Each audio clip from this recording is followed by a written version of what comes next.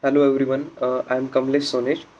Today's date is 28th of July 2021. Okay, so today's topic of discussion is abstraction and interface. Okay, so firstly we will discuss that what is abstraction and what is interface. Okay, so abstraction and interface is nothing but these are the concept of OOPS. Okay, so so abstraction means that whenever we are having any incomplete method, okay, so that method is said to be as abstract method. Okay, like incomplete method means like we have only declared the method, okay, but we have not implemented that method. Okay, so that method becomes the incomplete method. Okay, so to see that what is incomplete means, okay, we will take example. Okay, like we are having two methods, okay, one is complete and second one is incomplete.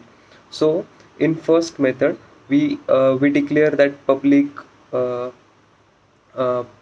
void, let's say method 1, and then braces and then curly braces, and inside curly braces we write some set of statements. Okay, that is what the implementation of that method is. Okay, so this method is said to be complete method. Okay, so when we talk about the method is incomplete, then what happens that we write the declaration of method, that is method name, then braces, and then we don't give the body, okay, that is implementation to that method.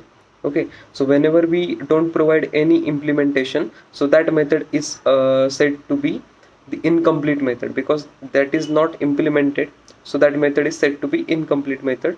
So these methods are known as abstract methods. Okay, so whenever we are having any class which is having some incomplete methods, that is abstract methods, so this class is said to be the abstract class. Okay, so here we achieve the abstraction in OOPS, okay, like in Java. Okay, so firstly we will see that the class is having the properties. Okay, so the properties of class are the variable and the methods. Okay, so if any one of this method of the class are abstract method, that is incomplete method, then the class is said to be abstract class.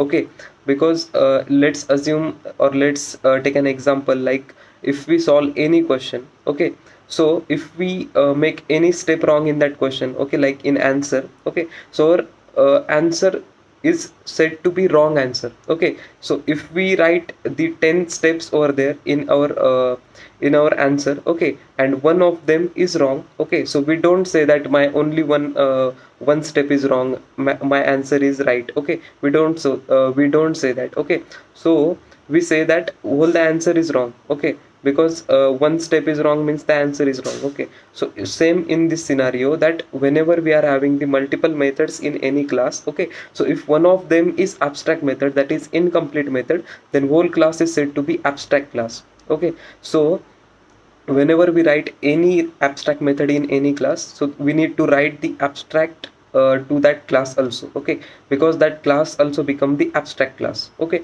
so firstly we will see that how to declare the abstract method, okay, and which keyword to use for that, and what is the use of this abstract methods and abstraction. Okay, so to declare any abstract method, we need to declare that method as let's say the access modifier, okay, which is public, let's say public, then abstract. Okay, here we write the keyword abstract. Okay, this means that this method is incomplete, okay, without body. Okay, so our declaration will become access modifier, then abstract, then return type, the name of the method, and then the parameters to that method. Okay, and then semicolon. Okay, so this is how we declare this abstract method. Okay, so just take an example, like public abstract void method 1, then braces and semicolon. Okay, so this is how we declare the abstract method. Okay, and as I have earlierly explained that if we have any method in a class is abstract, then we need to declare that class abstract as well. Okay, so in this same scenario we will declare that class abstract, that is like abstract class, let's say my class. Okay, so this is how we declare the abstract method and abstract class. Okay, so we will see that few rules in the abstraction. Okay, so whenever we make any class abstract, okay, so it doesn't mean that all the methods in that class need to be abstract. Okay, there may be few abstract methods and there may be few complete methods as well. Okay, it is not like that if we need to write all the abstract methods in that class as well. Okay, it is not mandatory to write all the methods abstract. We can write all few complete methods in that class as well. Okay, and we need to write any abstract method in that. Okay, so this is the rule. Okay, we cannot create the object of an abstract class. Okay, so these are a few points that we need to uh, make sure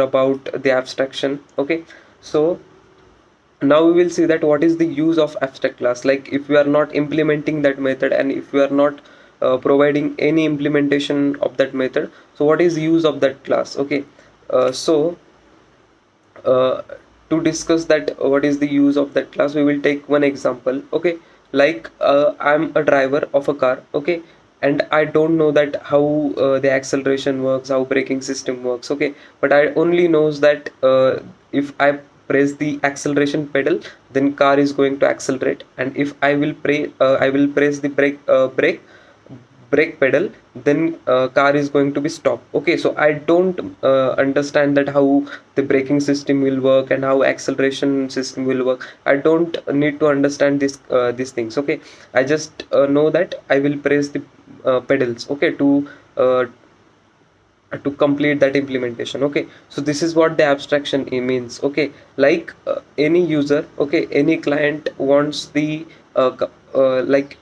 implementation of few methods. Okay, so that class will make those methods abstract and will allow the other class to extend that class, abstract class, and to implement that methods in that class. Okay, so this is what the abstraction means. Okay, so this is what the use of the abstraction is. Okay, so when we make any class abstract, okay, and if we extend that class into another class, okay, so whichever is the child class, that child class need to implement all the abstract methods from that class. Okay, so this is what the child class need to do. Okay, so whenever we make any class abstract and pass if we create any abstract method in that, and if we extend that abstract class into child class, okay, so child class need to implement that methods in abstract methods in that class. Okay, so and if the child class doesn't don't want to implement that methods, then child class need to declare that class as a abstract as well. Okay, so whenever the child class is extending the abstract class, then the child class need to implement that methods or to make that class abstract as well. Okay, so child class should be abstract if that class is not implementing those methods. Okay, so that is what the abstraction means. Okay, so if we take an example, like I'm a client, okay, and I want the implementation of few methods, okay, from the two developers. Okay, so let's say I need an implementation of a calculator class. Okay, calculator class, and that is having the four methods like addition, subtraction, multiplication, division. Okay, so these are the four abstract method I have created, and my class is abstract class. Okay, now the developer one will implement the two methods, that is addition and subtraction, and developer 3 will implement the remaining two methods, that is the multiplication and division. Okay, so whenever I will extend my calculator class in developer 1 class, developer 2 class, okay, so developer class will need to make that class as an abstract class. Okay, and that need to implement the two methods, that is addition and subtraction, and then the class which is developer 3 class, that will extend the developer 2 class which has implemented two methods, that is addition and subtraction.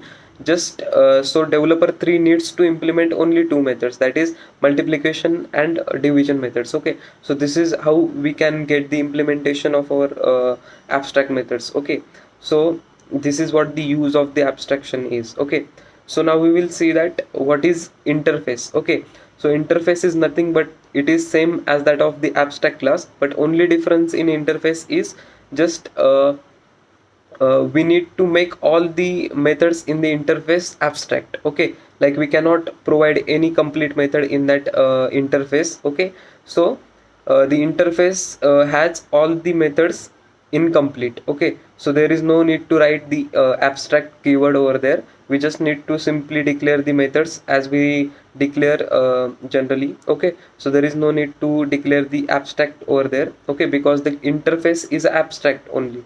Okay, so interface only have the incomplete methods. Okay, so whenever we create any interface, that is only having the incomplete methods in it. Okay, it doesn't have any complete method in it. Okay, only the static complete method can be there in interface. Okay, so whenever we create any interface, okay, so whenever we want the implementation of that interface, okay, then we need to write the implements keyword over there. Okay, instead of using the extend keyword, okay, we use the implement keyword because we need to implement all the methods. Okay, we are not extending any properties of this interface. Okay, so we need to use the keyword that implements. Okay, whenever we are using the interface to any class. Okay, so that class need to implements the interface. Okay, so this is what the interface is. Okay, so now we will discuss that what are the variables and methods we can create inside the abstract class and interface. Okay, so in abstract class we can write any type of variables, that is static or non-static. Okay, and any type of access modifier. Okay, let's only public type of access modifier could be there in abstract class. Okay, so and we can write or we can create the complete or incomplete, that is abstract or complete methods in abstract class. Okay, so this is what we can do in abstract class. But in case of interface, okay, we need to provide all the variables that are final, okay, or static. Okay, we only can create the final variables or static variables in interface, and all the methods should be incomplete in interface. Okay, we cannot make or we cannot create any complete method which is non-static in interface. Okay, we can only create the incomplete methods or static complete methods in interface. Okay, so this is what the interface is. Okay, I hope you guys have understood the concept of abstraction and interface in Java. Okay, so thank you so much.